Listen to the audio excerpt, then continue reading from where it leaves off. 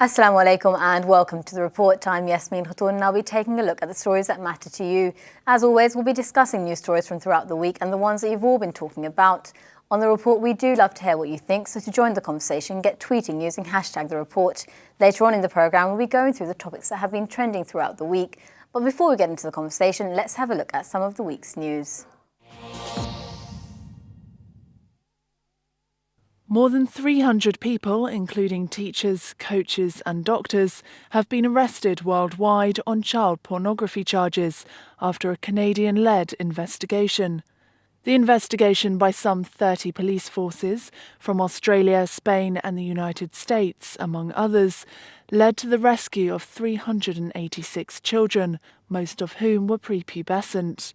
Of concern to the investigators was the number of people that had close contact with children. The arrests included 40 school teachers, 9 doctors and nurses, 32 people who volunteered with children, 6 law enforcement personnel, 9 pastors or priests, and 3 foster parents. More than 350,000 images and over 9,000 videos of child sexual abuse were found during the probe, and arrests are continuing. As the Commonwealth Heads of Government meeting gets started, leaders from around the world have been making their way to Colombo, where the summit is held every 2 years. The summit is being held under the shadow of ethnic abuses by the Sri Lankan government in its 25-year war with minority Tamils, with protests taking place throughout the country. Before the arrival of delegates, Sri Lankan President Mahinda Rajapaksa once again denied Sri Lanka had committed war crimes against minority Tamils. The Sri Lankan government faces increasing pressure from the international community to try those responsible for rights abuses during a nearly 3-decade-long civil war. If anyone who wants to complain about a human rights violation in Sri Lanka, whether it is torture, whether it is rape, whether it is... We have a system. You all must respect the system of a country, the culture of a country. So we are ready to look into these things. If there is any violations, we will take action against anybody. Anybody. I'm ready to do that. Canadian Prime Minister Stephen Harper and Indian Prime Minister Manmohan Singh have both boycotted the summit. Thousands of evacuees from Typhoon Haiyan's worst affected areas have arrived on the Philippine island of Cebu. Haiyan is the 24th such typhoon in the Philippines this year, but has been by far the deadliest. According to the United Nations, more than 920,000 people have been displaced and nearly 12% of the population affected. Local officials have said they fear 10,000 people might have died as a result. Many of the affected areas are still to receive aid. We are so surprised because I understand that the president came here a day after the storm and he promised a lot of things to the people from here. But even when we went around, we didn't even see any relief, goods being given to these people. Survivors have grown increasingly desperate and angry over the pace of aid distribution, which has been hindered by paralysed local governments, widespread looting, a lack of fuel for rescue vehicles and debris-choked roads. As Somalia recovered from a tropical cyclone that killed at least 100 people, another humanitarian crisis is unfolding. Following heavy rains, the River Shabelle burst its banks, submerging entire villages and farms in its path. Thousands of people have been displaced by the floods and have been forced to seek shelter on higher grounds. Deposed Egyptian President Mohamed Morsi has said he was kidnapped by the Republican Guard the day before the army announced his removal and was later held at a naval base for 4 months. Few details had previously emerged on Morsi's whereabouts since Army Chief General Abdel Fattah al-Sisi overthrew him and announced plans for elections. Lawyer Mohammed Zamati announced the claims whilst reading a letter from the leader, who is still being detained. Security forces have mounted a crackdown against the Muslim Brotherhood, which won every election held since a popular uprising which toppled autocrat Hosni Mubarak in 2011. Hundreds have been killed and thousands arrested, including the group's leaders. Hezbollah leader Saeed Hassan Nasrallah has said his militant group will stay in Syria for as long as necessary. Hezbollah have been fighting alongside President Bashar al-Assad's forces in Syria's civil war. Nasrallah came out to speak in front of tens of thousands of Lebanese Shiites, marking the religious ceremony of Ashura. Nasrallah rejected calls by rival Lebanese politicians to quit fighting in Syria as a condition to form a new government, which has been stalled for months. The Syrian National Coalition has named a provisional government for rebel-held areas. This comes as the coalition have agreed to attend peace talks in Geneva, although they have stated that President Bashar al-Assad can play no part.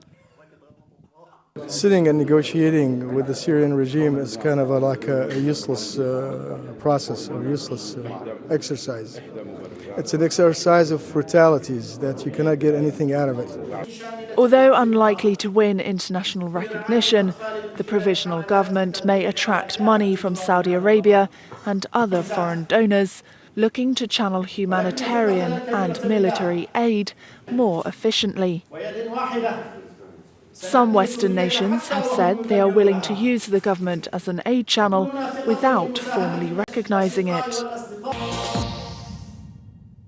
As a cycle of violence continues in Bangladesh, the two main political parties, the ruling Awami League, led by Prime Minister Sheikh Hasina, and the Bangladesh National Party, headed by Begum Khalida Zia, are still in stalemate.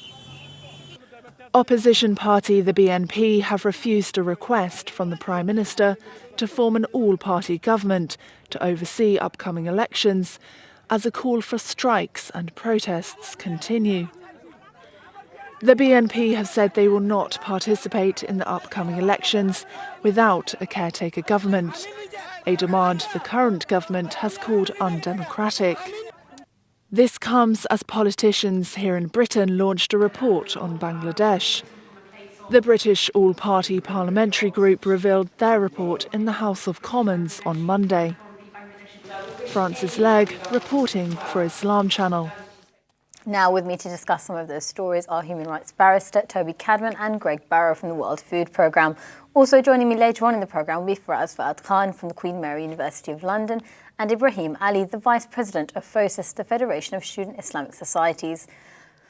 Now, lots and lots of different news there. The first thing I did want to ask you, Greg, was 3% of the population in the Philippines have received aid. Why is that the case?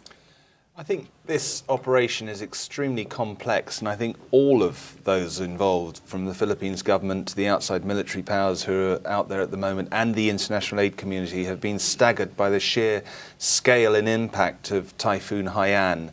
The devastation really meant that while after a couple of days we were able to get some supplies to the airport, once it's at the airport we couldn't get it down the roads. So there's been a massive clear-up exercise underway. In the Philippines, we see typhoons on a regular basis. I mean, this is the 24th this year. Last year there was Typhoon Buffer. Shouldn't there be more preparation beforehand? There is preparation, and I think both the local authorities and the international organisations that are responding now were aware this was coming. They were ready to respond. But as I was saying, the scale of it just went beyond what we expected. This has been described as a super typhoon. We're hearing that it's had the biggest impact of any typhoon in living memory. So I think really everyone was taken by surprise by the power and the devastation that was wrought. And we've been moving rapidly to clean the roads up so that we can now get the infrastructure in to really stream the relief out as fast as possible. And how does that affect aid work in other countries such as Syria? It certainly adds an additional strain, but we do have the capacity, we try to have the capacity, I can speak for the World Food Programme, to deal with 3 high-level crises around the world all at the same time. Most years we don't get 3 simultaneously. We're dealing with 1 or 2 at this stage in time. As you point out, we're dealing with Syria and the Philippines at the same time, but we are able to cope with that.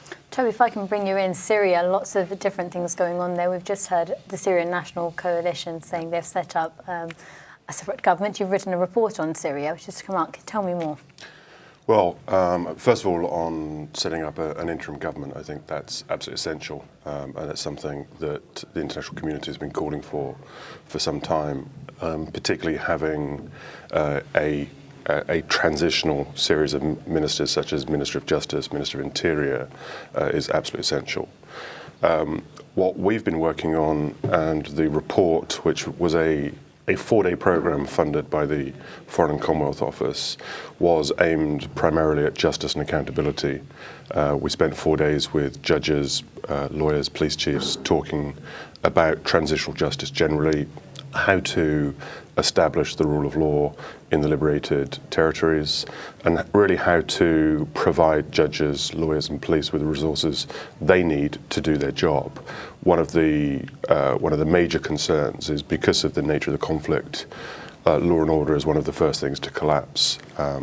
There is growth of more sophisticated crime emerging in those areas.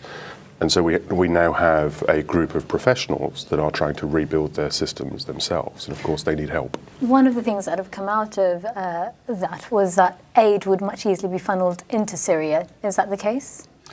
I think it's probably too early to say at the moment, and I can only really speak for the World Food Programme. We've had an operation based in Syria even before this crisis broke out 2.5 years ago. We've been in Syria for many, many years. We work out of Damascus, so we have been working internally, and we've managed to reach close to 3 million people a month with food assistance, working in opposition and government-held areas.